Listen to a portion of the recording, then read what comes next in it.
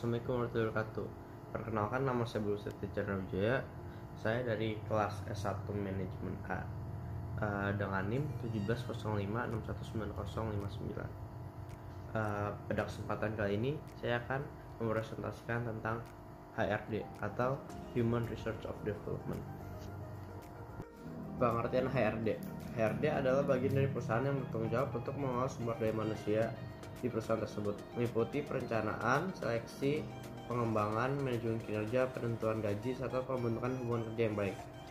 Selamat melamar pekerjaan di seluruh perusahaan. Anda pasti akan berhubungan dengan HRD atau divisi SDM. Demikian juga saat mengirim surat lamaran kerja, biasanya akan diminta langsung mengirimin suratnya ke bagian HRD. Definisi lain dari HRD adalah rangkaian kegiatan di dalam sebuah organisasi yang dilakukan secara terorganisasi dalam waktu tertentu dan bertujuan untuk meningkatkan kualitas kerja dan kapasitas kerja. Yang kedua, HRD adalah unit dalam perusahaan yang mengurusi semua hal yang berkaitan dengan karyawan, pegawai, buruh, manajer, atau pekerja lainnya agar bisa menunjang kegiatan perusahaan dan mendukung pencapaian tujuan. Yang ketiga, HRD adalah prosedur yang berkesinambung dan bertujuan untuk menyediakan sumber daya manusia yang tepat untuk ditempatkan di posisi yang paling sesuai dengan kapasitas orang tersebut dan kebutuhan perusahaan. Fungsi HRD. Berdasarkan fungsinya, HRD pada dasarnya adalah unit perusahaan yang menjalankan fungsi-fungsi yang berhubungan dengan sumber daya manusia. Secara garis besar, fungsi HRD dapat dibedakan menjadi dua, yaitu fungsi internal dan fungsi eksternal. Fungsi internal, HRD terdiri dari perencanaan, perekrutan, orientasi, dan pengembangan SDM, dan manajemen kinerja, serta penentuan gaji dan pembinaan hubungan kerja. Di samping itu, HRD juga bertugas mengadakan pelatihan bagi SDM perusahaan. Kalau faktor eksternal HRD itu meliputi pemberian fasilitas konseling di luar perusahaan bagi yang karyawan yang dengan tetap memperhatikan kapasitas dan kemauan dari karyawan yang bersangkutan. Tugas HRD. Setiap HRD memiliki tugas khusus yang berbeda tergantung pada skala perusahaan, bidang yang dijalankan perusahaan, jumlah SDM, dan hal lain yang dibutuhkan perusahaan. Namun secara umum, tugas HRD adalah melaksanakan dan bertanggung jawab atas proses-proses berikut. 1. Melakukan seleksi pegawai. Setiap perusahaan pasti membutuhkan SDM yang dapat diandalkan untuk ikut memajukan perusahaan. Unit HRD harus membuat dan menjalankan sistem seleksi karyawan baru yang bisa menjamin perusahaan mendapat SDM yang sesuai, meliputi persiapan, rekrutmen, dan seleksi. Melakukan seleksi itu ada tahapannya. Nah, tahapan yang pertama itu tahap persiapan. Pada tahap ini, HRD sudah mempertimbangkan faktor internal dan eksternal. Faktor internal meliputi SDM yang dibutuhkan, struktur organisasi, dan lainnya. Sedangkan faktor eksternal mencakup hukum ketenagakerjaan, kondisi tenaga kerja, dan sebagainya. Yang kedua itu ada tahap rekrutmen.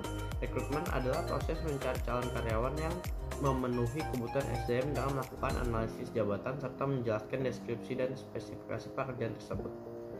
Tahap ketiga itu ada tahap seleksi. Tahap ini merupakan proses seleksi calon karyawan yang telah mengirimkan surat lamaran dengan memperhatikan kurikulum vitae atau CV, lakukan wawancara awal, psikotes, wawancara kerja, dan lainnya. Yang kedua itu ada mengevaluasi dan membina SDM. Tanggung jawab HRD tidak hanya menyeleksi karyawan baru, tetapi juga membina karyawan yang sudah ada, termasuk pada level manajemen. Pembinaan karyawan meliputi pengembangan kapasitas agar setiap SDM yang dimiliki perusahaan memiliki kinerja yang baik dan memberikan kontribusi maksimal. Selain itu, HRD juga memiliki tugas untuk melakukan evaluasi terhadap seluruh SDM. Tujuannya adalah untuk menjamin agar kualitas SDM tetap terjaga. Jika ditemukan penurunan kinerja pada karyawan, HRD dapat melakukan tindakan yang dibutuhkan untuk mengatasi hal tersebut. Yang ketiga itu ada memberikan kompensasi. Yang dimaksud dengan kompensasi adalah gaji, upah, atau imbalan yang menjadi hak seorang karyawan karena telah memberikan kontribusi kepada perusahaan. Unit HRD harus memastikan besaran kompensasi tersebut sesuai dengan kompensasi karyawan serta dibayarkan tepat waktu dan teratur. Jika disimpulkan, Tugas HRD adalah merekrut karyawan baru sesuai posisi yang dibutuhkan perusahaan, memberikan pelatihan untuk peningkatan kapasitas karyawan, memantau kinerja setiap karyawan, melakukan pendistribusian gaji karyawan, melakukan survei karyawan dan pemeringkatan karyawan, melakukan pengawasan terhadap keselamatan karyawan, membentuk tim saat perusahaan mengerjakan sebuah proyek, memberikan bimbingan dan membantu memecahkan masalah yang dihadapi karyawan, dan yang terakhir itu tugasnya menjaga solidaritas di antara karyawan. Syarat untuk menjadi HRD itu ada nggak cuma satu sih, ada 5. Nah, yang pertama itu memiliki latar belakang pendidikan yang sesuai peran dan tugasnya yang selalu berhubungan dengan sumber daya manusia, maka seorang staf HRD harus memiliki kompetensi yang tepat. Oleh karena itu, pada umumnya latar belakangnya yang dianggap paling sesuai untuk posisi HRD adalah jurusan psikologi. Yang kedua, memahami beragam karakter manusia. Sebuah perusahaan pasti memiliki karyawan dengan latar belakang yang berbeda-beda. Selain itu, setiap individu sudah tentu memiliki karakter yang udah pasti berbeda juga.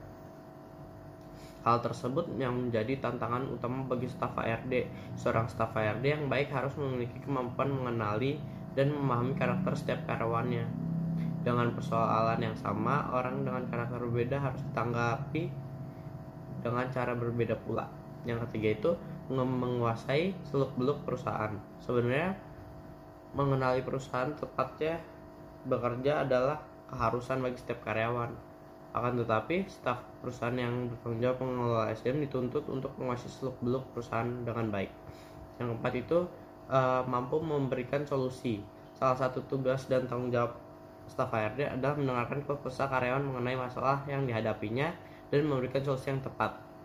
Yang kelima itu bisa menyusun laporan dengan baik. Laporan adalah salah satu dokumen penting bagi perusahaan, termasuk laporan dari HRD. Karena itulah staf HRD wajib menguasai cara menyusun laporan yang baik dan bermanfaat. Laporan HRD biasanya meliputi kehadiran, keterlambatan, ketidakhadiran, dan cuti karyawan. Selain itu, ada juga laporan mengenai hasil pemantauan kinerja karyawan, hasil evaluasi karyawan, dan proses seleksi dan rekrutmen karyawan baru. Laporan juga dibutuhkan jika pihak HRD menyelenggarakan kegiatan pembinaan bagi karyawan.